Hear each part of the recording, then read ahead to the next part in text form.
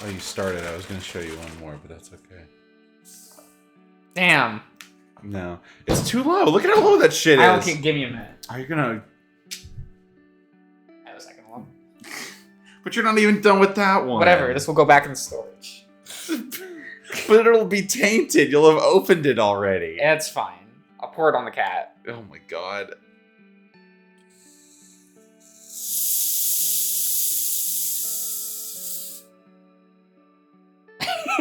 Hey, a very skilled stop. You said, oh, not today. Not today, baby. You gotta hold on to it just a little longer.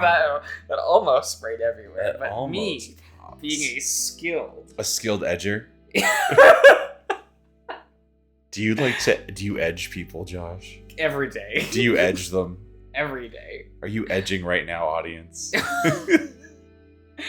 You know, it's the reason why I like a nice tempo deck rather than a hard control strategy, because like a hard control strategy, they don't even get anything. Right? Yeah, right. If you tempo them out of the game, it's like, ugh, you know, they can almost feel They're like they almost can get just yeah, like, and you're just like, they're playing cards, and you're like, oh, I don't think so. I'm always +1 ahead of you. Always +1. And then they get frustrated and they grip their cards really tight and their face turns red and they cross their legs because they're like about to come, but you didn't let them. Yeah, and then you're I like, shit. you know, like I lightly tickle their balls. You're like, yeah. You're playing your blue deck and you're like, are you gonna pay the cost for Ristic Study? And I'm like, oh! God, like the last few times I've played Umer and Wicross, it really is just like, are you gonna pay 1 mana or discard? Card Yeah, mana? fuck that shit. That shit I love wrecks playing me. Umer. I hate that shit. You just have to think 3 turns in advance of what your hand ratio is gonna look like and your enter zone, and then Umer's a bad deck. But most players won't think that far ahead. That's true. And I'm like, yeah, pay 3 for that cost. It's okay. I am gonna Hastelix you next turn, and you won't be able to pay cost. And you will have nothing. You will not be able to pay cost for Hastelix. No, so you will in fact be discarding. Yeah. Oopsie daisy. I mean, discarding is the easier cost to pay for Hastelix. Yeah. It's like devastating to have to pay an enter for that. Yeah, it's kind of not good. Which is why like half the rest of my deck is just like hand destruction. Get rid of your hand so I will take all of your So that enter zone gone. Horrid.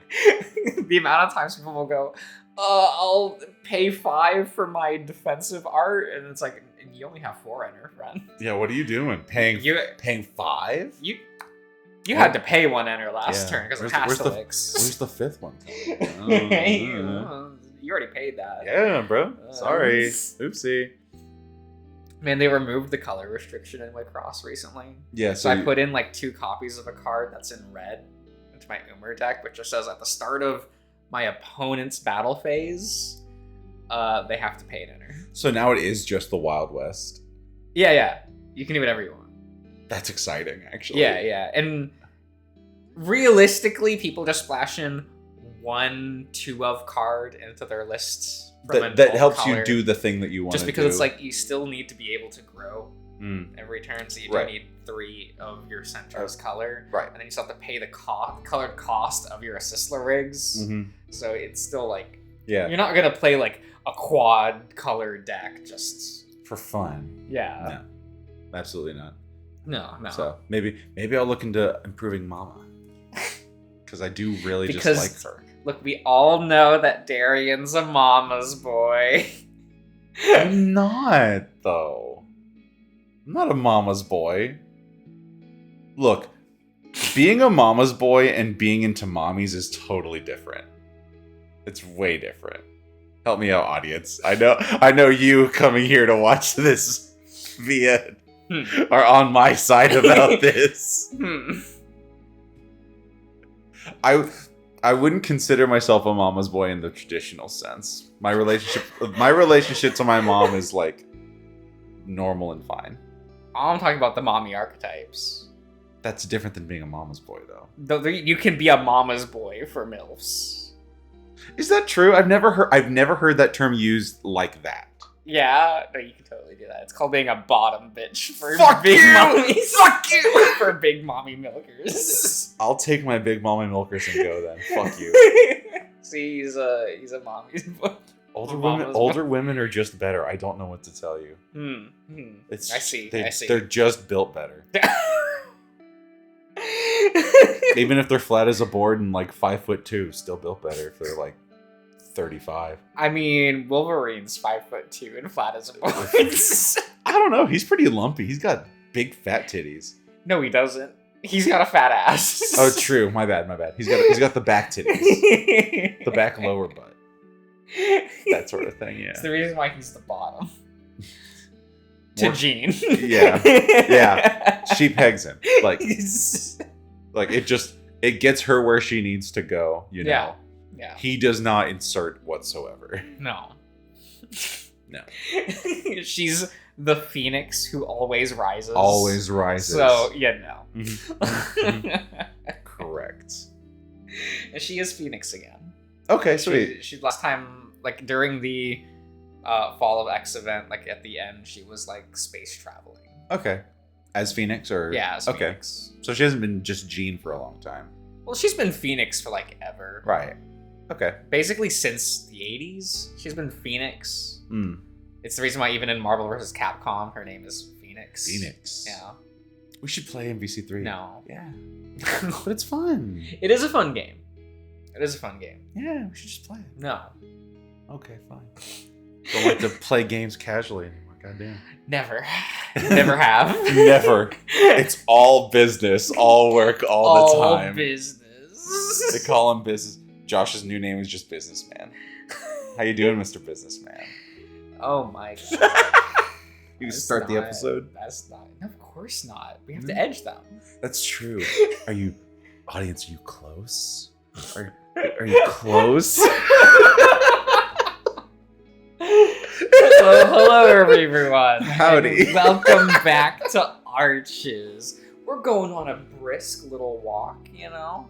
Just taking some time. You know, Artie, he drove for like several hours. So he wants to stretch his legs. And you know what? Reasonable. So. And we're high as fuck.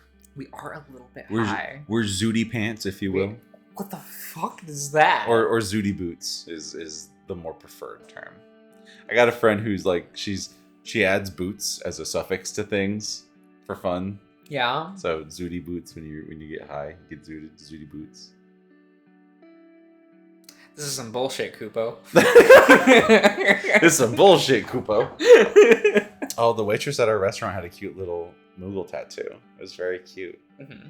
I liked it a lot. It was very cute. Mm-hmm. Mm-hmm. What's your favorite Moogle design? Oh, It's Seven Rebirth, right? Fuck those. Dude, fuck them.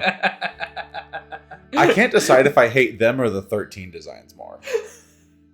I hate those big head baby ass looking motherfuckers. I hate them. They're bad. They're bad and terrible and awful. Why does 7 Remake era have some of the worst Eidolon designs in the franchise? I don't know, man. Like, what did they do to Carbuncle? They fucked up Carbuncle for a long time. Truthfully. But that one's like really bad. He's Carbuncle in 7 Remake looked terrible. Because like, as far as like a real quote unquote realistic fantasy creature, just do what 15 did and make it a fennec fox with a ruby. I liked the 15 one. Yeah, I liked it. As far as Moogles though, I'm really partial to the 9 Moogles. I get it. I understand. You know? I love what was his name? The guy with the little bandana. Stiltskin. I love him. He's so cute. He's a lad. He's a good lad. guy. Yeah. He's the traveling one. Yeah. Goes walking around everywhere. I like how much he got to interact with Moogles in 9. Mm-hmm. They're just little guys. They're guys. And you get to deliver their mail? Like, yeah. Absolutely. I like never completed that quest line. I never did either, but it was I don't just... think you get anything. It's just fun to do. Yeah. I also really like the Kingdom Hearts Moogles because they're just like they're just guys. quintessential. Those are actually just plushies. Yeah, quintessential Moogles. Like you can just grab them by their pom pom and toss them, and they'll bounce. Also, you get one in like organization cloak in Days, and it's really funny. It's bad. It's good. No, it's good. Bad. Josh. No. Kingdom Hearts is terrible. I hate that franchise. Oh, Melody of Memories when? You can fuck off. Or you're buying it. I ain't spending money on that bullshit. I'll buy it for you. Don't worry. I'm pretty sure it's on Steam. You could probably play it on PC. If you I wanted. don't care. I don't care. It's not Daishobu. This is not Daishobu. For the first time in a day, he finds himself starting to relax a little. The end of this bizarre nightmare is in sight. They're already starting to circle back around to the car. You know, it's kind of amazing to think of how you two are still together. That brings Devin out of his reverie rather quickly. Another $5 word. Reverie. Yeah. It's a good name. Oh, good word. Excuse me. Why is that? Would you name someone Reverie? Yeah, I would. It could be a cute name. Maybe not my daughter. Maybe like an OC. I was about to say, if I ever meet your daughter and their name is Reverie, I'm gonna tell them that your father hates you. What name should I give my daughter, Josh? Whatever it is, I'll still make fun of it. Wow, that's so mean. That's so terrible. Would you expect anything less? I could have you criticize my list. I have a list. I have a list of names. No, that ain't it, Chief. No. Hey, we'll make it a sub goal though. If you reach a certain amount of subs, I'll drop the list, my child list of names. Oh my god. Child names list that I like. I swear to God, Kyrie's on there. Absolutely not. Are you kidding me? It's nothing like cringe. Like it's real names. Like I'm not gonna name my. He says this. No shade to my cousin, but I'm not naming my cousin. One of my cousin's kids' names is Theoden from Lord of the Rings, Deadass. What a loser. Well, of all our other friends, didn't last more than a few years out of college. And if you think about it, you and Cam are probably the biggest opposites out of these relationships. I think the most important thing in a relationship is getting along. If you can do that for 99% of the time, you're probably set. That and having different hobbies and spending time apart adds to a healthy relationship. Man, sometimes you sound like a self-help relationship book. Or something. And maybe that's why. I think it's just that we're both reasonable people. That's usually all you need. Now, why would one want to be reasonable? Be ungovernable.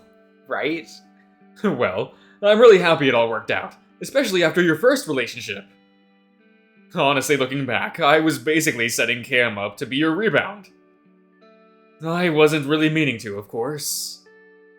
I forgot how you somehow managed to always say the wrong thing at the wrong time, Artie. Well, it has been a long time, so I'm interested. I just wonder who you were with before me. All you've said is that they were a month-long fling. Artie seemed to take this as a go-ahead to reveal irrelevant and embarrassing information about Dev's precious love life. Hell yeah. He was a fox. Named, Jesus? Jesus. Mm-hmm. With a little ooh? Oh, little thingy? A little ooh? Oh, I hate that. What, that or the sound that I made? Both. I'm gonna tell people, it's oh yeah, my friend Darian, he said that this was called an ooh. Don't do that, please. And then show them a picture of you. No! Tell them my address. Here's his address, his social security number, his 401k. Use his fingerprints. Go frame him for a crime, I don't care. Here's his blood.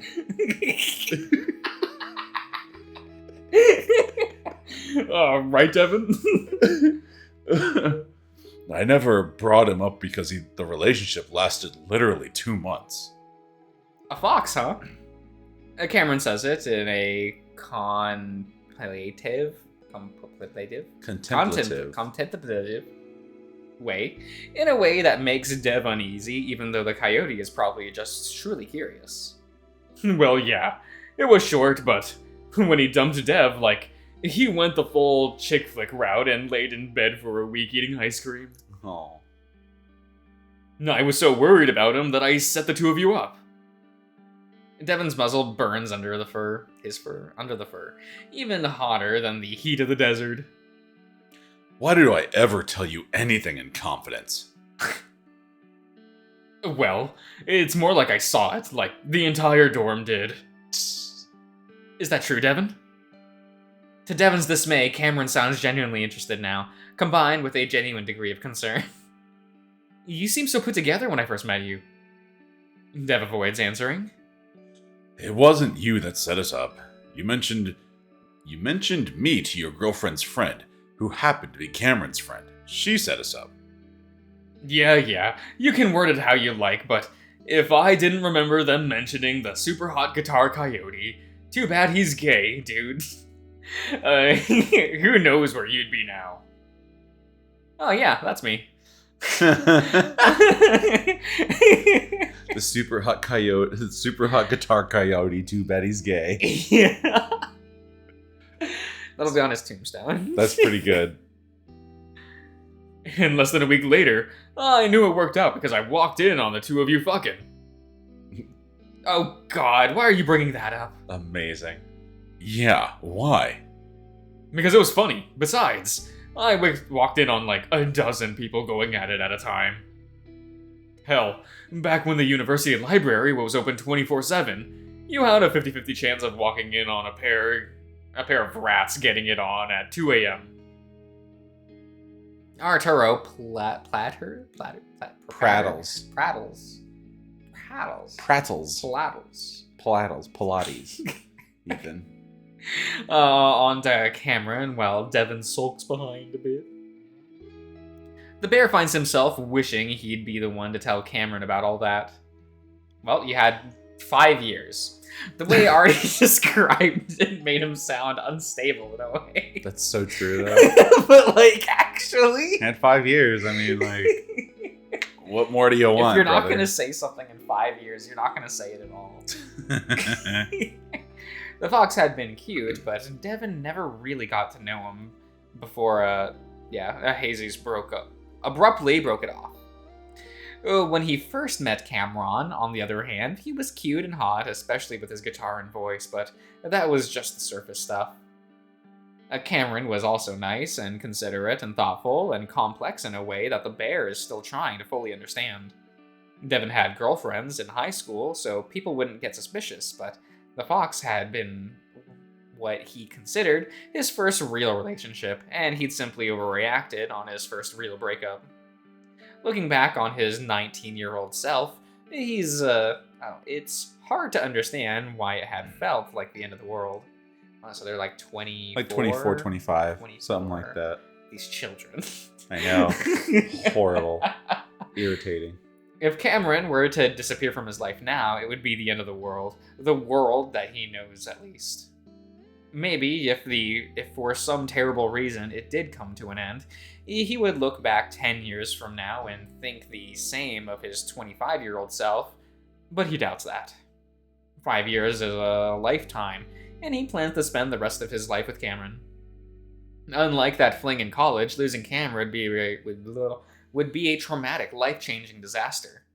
Just thinking about it now makes his throat tighten. The abyss he's felt below his feet since he was 12, that emotional scar left over from that last traumatic event in his life, seems to yawn a bit wider. Yawn? Mm-hmm. Yawn a bit wider? What an odd description. The bear thinks back to the point he'd been trying to make about engineers, helping to avoid catastrophic failure, and why it had felt like he had been talking to himself. There is a moment in which recovery is impossible, where a chain reaction of small disasters are set off that then mushrooms into the into a tragedy.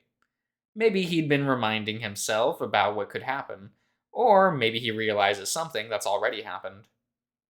Why doesn't it feel like he's already past that point? The point where he had made a decision at a literal fork that set in motion a cascade of failures. There's no reason for him to feel that way, considering they're 20 minutes away from leaving. Oh, they're minutes away from leaving. But it feels hopeless now. He ignores all the signs and he turned right. Ignored all the signs. Just like all those officials who ignored signs from their department stores, bridges, dams, and spaceships. At least until everything falls apart. Oh. Cameron. Time passes quickly, and bantering with Artie and Devon had made Cameron forgot what he was trying to do in the first place. He wonders if maybe that had been Devon's goal. He should be keeping his mind open, not covering up potential spirits with loud, obnoxious laughs, as they reminisce about their college days. Because right now, he's feeling something strange that he can't explain. All right, ready to head out? Man, we didn't even see anything scary. You don't look for scary things, you let them happen, and nothing happened, so... Cameron can't leave now. Hey, Dev, please don't be mad at me. Dev doesn't say anything, and that makes Cameron squirm. Aw, you guys gonna fight again? Can I have 5 minutes alone, please? No. Just 5 minutes, I swear, and we'll be gone. Cameron. I can feel something. I don't know what, but you guys are making it hard to hear. Cameron, the motel is right there. I'm not leaving you here. Dev's tone is so resolute, so unshaken, that Cameron shrinks into himself, realizing he's reaching Dev's limit. Artie clears his throat. Not to butt in, but how about this? Me and Dev stand at the edge of the road over there so we can see you. Then we can make sure nothing bad happens. Please, Dev? I just really need to figure something out, and it's gonna bother me forever if I don't. Please? Dev is clearly taken aback by Cameron's insistence. Intensity, which had been Cameron's intention. Something is wrong, and he needed to confirm it. Is what you're doing safe? Could it hurt you? I don't know. I don't think so. It has more to do with me than ghosts, though. Dev doesn't say anything for several seconds, is seeming to be weighing multiple scenarios in his head. Okay, we'll be up the road. Please be careful and yell if you need us. Okay, thank you. Dev kisses Cameron on the head for a long moment before walking away up the road. Artie looks back and forth, confused, before following Dev. Alone now, Cameron can tell that something is definitely different. He can't put his finger on it, but it's not just him being residually high. It's almost like he can see more clearly. Like he can see more. Meaning is nothing. Cameron isn't sure what to think about this. The weed is making it happen, though. Just like he hoped it would. But it's weak. He can hear the voices of those who have passed, just barely playing along the wind.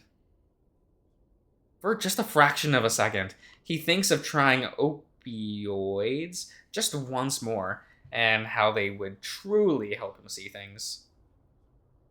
The thought leaves him feeling physically repulsed, to the point that he almost retches, the visceral reaction surprising even him. 3 years of substance abuse, the death of his mother, the death of his friends. He vividly? Yep. Vivid. That's the one. Remembers those 2 weeks when he quit cold turkey. Hiding away in his friend's basement in a pool of sweat, shaking, having every bathroom issue possible, wanting to rip through his fur and skin and run into the street to run into a car, get isekai'd, You know. He usual. cried constantly. He hated himself. He was worthless. He needed to die. He had to die. But at the end of those 2 weeks, he'd made it. It was hard, but like his friends would always tell him, withdrawals aren't the hard part. The hard part is finding pills in a friend, or relatives' medicine cabinet months, even years later. The hard part is crushing those pills up in neat little lines of powder, staring at them, telling yourself you don't need it. You don't have to do it, but you do it. You always do it, no matter how many times you get clean. Someone like Cameron needs something else to keep him clean. And that's Devon, because the shame of heartache of Devon finding out wouldn't even be worth it. But knowing this moment, any moment, can be far better with a single pill. Unfortunately, that feeling will always be there. So no, this is stupid, and he wouldn't touch drugs again, not even weed. The window.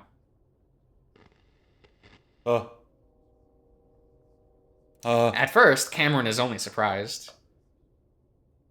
This is something he hasn't seen in months, not since October. It was 1 month off. Yeah, close. Very close. But still, he kind of hoped this would happen. The creature, this manifestation, is somehow connected to his ability. He's always thought it to be mental illness. But now that he knows there's something more to all of this, maybe it's a sign, a harbinger of sorts that might lead him to important visions. It says, "This hurts you."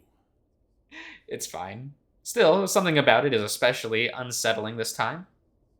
Something is wrong. Something is different, and it's more than just a raincoat monster appearing. Yo, he calls it a raincoat monster. Yeah. The Raincoat Killer. Cameron definitely played Deadly Premonition. You can just hear the theme of Life is Beautiful. You just can. You know. There's one of the first things he learned on guitar. Hell yeah. I'll never forget the Twitter video that Swery made of him whistling that song while like biking down a mountain trail. Oh, it's so good. And I'm just like, this is the aesthetic I want. This is what I want. This is what I want my life to become. Yeah, well. Arches and half circles. Well, that's credits everyone. Yep. Just we're ending it here. That's fine. His train of thoughts, yes, cuts off as he notices a barely discernible movement from the creature. Aside from a handful of moments in the past that felt like glitches more than anything else, the creature never moved. It was always like a cardboard cutout.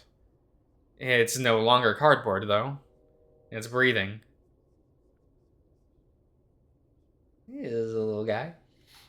Is that him? The purple guy over there? Is that him? The little mantis friend. He said, man. He said, man. Terrible. What's happening? He's not thinking right. This thing isn't part of Echo. Cameron knows that. So, why is it acting different, more alive, as if the town is amplifying it? Maybe it's just the setting, his nerves, the weed, but now he's realizing how strange it is that he's been so relieved to find out he's psychic. Doesn't he still have problems? It's not like all of those issues were just solved. Are those the voices of the dead, or something else? Are those ghosts or hallucinations? Is there a difference? Suddenly, a whole new wave of anxiety washes over the canine. Just like that, he's not sure about anything anymore. He's had such a beautiful, life-changing epiphany. The PH is the F sound. Well, the H wants to be heard, so it's a Epiphany. Yeah. Epiphany. Yeah. It's like, haha, Greg. R.I.P. haha, Greg. No more haha, Greg. Yeah. All gone. He looks up the road towards where Dev and Artie are, but they're not there, and Cameron stares, wondering what's real anymore. He looks back at the monster standing in that window. if it is a harbinger for something important, he should go into that room. Otherwise, he'll just... Yeah. I'm trying to see what I see in the window. Is that him standing? I don't know. Or is it curtains? Or is it... Curtains. Is it just like a man standing with a jacket? It almost looks like that. Yeah. He's just the guy. Don't worry about it. What? I will worry about it. Yes, that was my grunt of discontentment. Do you do that in haunted houses? I do. I go, People don't usually come up to scare me in haunted houses. Yeah. I think it might be because of my stature. I'm large. And also, I'm usually with other people that are cowering more. Yeah. So I'm like holding on to them in front of me and like glancing at the actor and glancing down at the person in front of me to be scared. Yeah. It's pretty great. Okay. I usually get a human shield when I go through haunted houses. Or you just go, I don't want to be blared with loud noises. I do sometimes. Oh, that's a free invite. Everyone, you have free reign to air horn Darian if you ever see him. Don't do that. That would suck. He says he likes loud noises. I said, I didn't say that. Shut. What do you mean? I swear I'm going to punch you if you do that again. I swear. Yeah? Yeah. No, Talk about air horns. Yeah. If you air horn me, I'll punch you. Is that a promise? Yeah. You might like that. Then I'll punch you and make you come, you know? And then I'll just have that much more power over you. Otherwise, he'll just leave here knowing he's crazy, knowing he's on the verge of a fucking psychotic break. Oh, damn it. What am I doing? And then he's moving for the window. For that monster. The whispering, growing, and the distortion twisting. Give him a kiss. Mwah.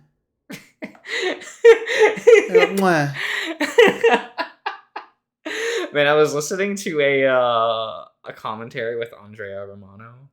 She was like a sound director at Warner Brothers, right? She did a bunch of like the DC animated shows, and she was talking about how beautiful it was to work with like one of the actresses in one of the movies she did, and she was just like, beautiful actress, like beautiful work, everything. I taught her how to kiss, you know. And like the other people, like, and the people like, you taught her how to kiss, and she was like, yeah. Oh well, for recording. And he just kind of realized how she sounded. Like doing the hand thing? Yeah. She said specifically with the palm, actually. Oh, the palm. Yeah. Interesting. Yeah. Okay. Good advice. Thank you. Yeah. I don't know what I'm going to use that for, but I'm not that desperate yet. I'm getting close, but I'm not that desperate yet. I'm not selling audios yet.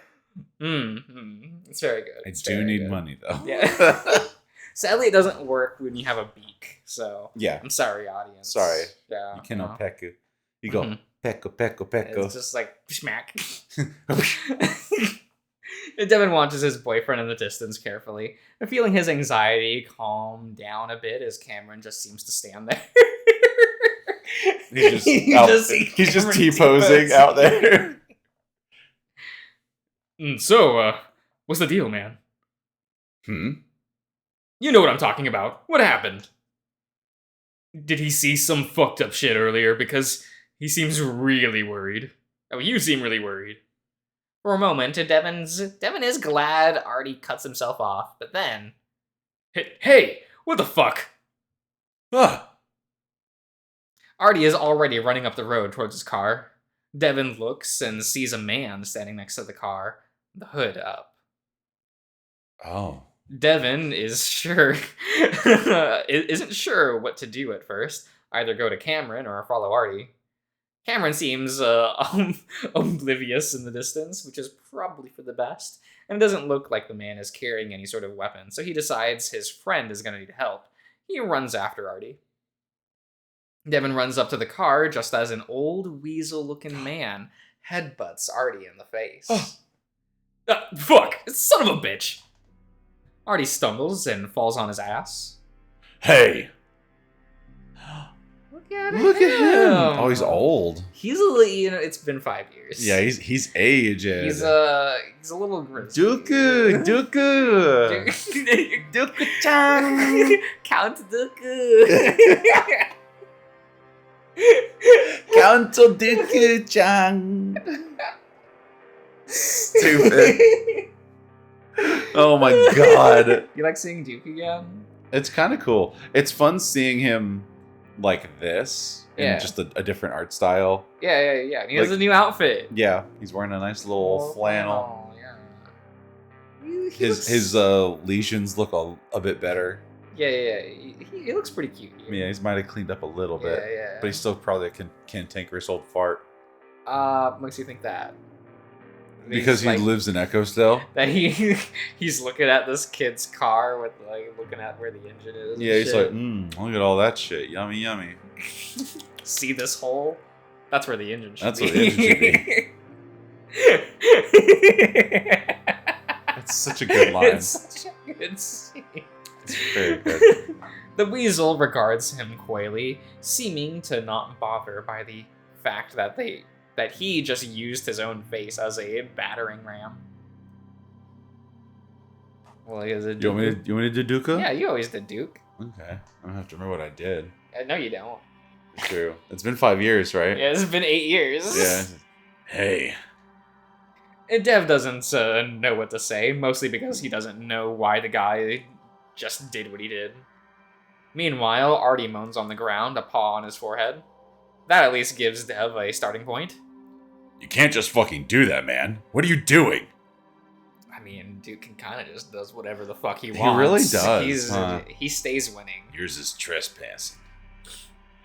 Adjusting things. Oh, look at his little toothy. Little toothy grin. Mm-hmm. He shows off a pair of pliers.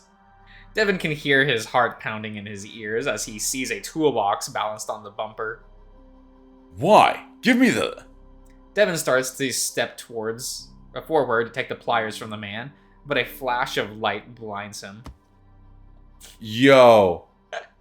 Freaking rocked his socks, dude. Right, Getting right. dunked on. Dev has never been hit before, not as an adult at least.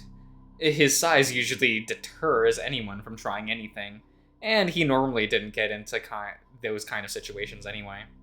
So this moment takes what feels like a lifetime for his brain to process. He stumbles on his feet, paws uselessly outstretched, trying to refocus when something explodes in his stomach. It just seems to expand like a balloon under his ribcage. The bear doubles over in shock, feeling like a vacuum had opened up in his torso before he falls to his knees. Damn. Ugh. Ah, you read that as nya, Yeah. not nya. No. I don't know. Don't know if he'd do that one. The long, strained sound of agony seems to go on forever as his diaphragm refuses to work. The diaphragm. I wanted to let it go, but I just couldn't not. It got me. The gum at the end. Diaphragm.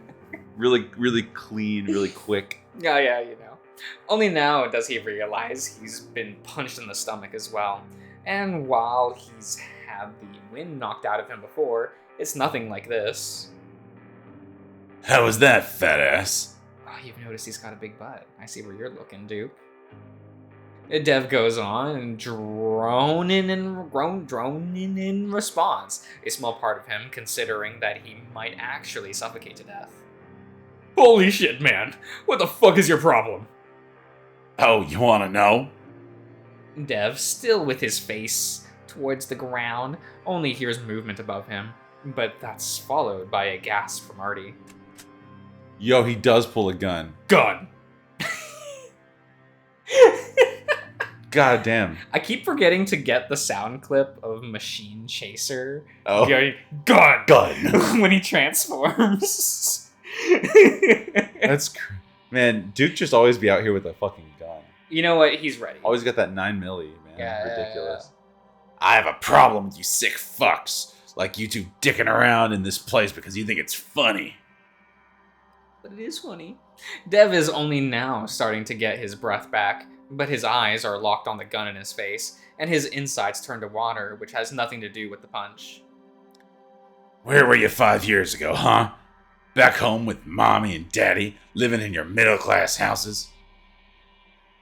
Thought you'd come out and see what the crazy meth heads are up to, how they killed all each other. The man adjusts his grip on the gun, and Dev almost chokes with fear. Either the old man is gonna shoot him, or he's gonna do it on accident. Is it still fun? Artie's rough breathing next to Devin is the only thing that lets the bear know that the cat is still there with him. Dude, listen, we didn't mean... You listen, dude. I gave you assholes a whole fucking day to get the fuck out, but you're still here. Since you're so goddamn comfortable, hope you don't mind being stuck here for good. With that, the man turns away, sticking his gun down his pants before calmly collecting his tools, closing the toolbox, and walking off the road, straight through the sagebrush, probably full of ticks. Probably full of ticks.